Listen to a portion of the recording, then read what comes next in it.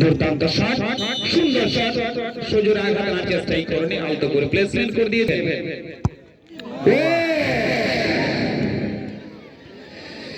অনেক বেশি কিন্তু গোল হয়েছিল, আমরা যেটা দেখলাম।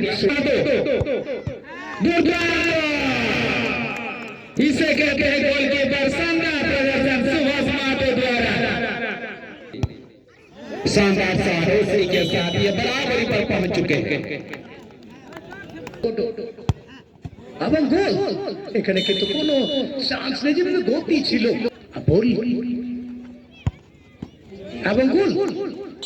এই মধ্যে কিন্তু টাচ ছিল, কিন্তু ফিনিশটা ভালো, টাইমিংটা ভালো, সেই হিসাবে চতুর্থ শট এবং বাইরে সুভাষ মাহাতো কিপারের দায়িত্ব পালন করার সঙ্গে শুনতে পাচ্ছি না। কিন্তু বিজয় মুর্মু যার কথা এবং বাইরে এবং শুধু বাইরে বললে ভুল হবে। এখানে কিন্তু আমরা দেখতে পাচ্ছি 10 ফুট বাইরে গোল।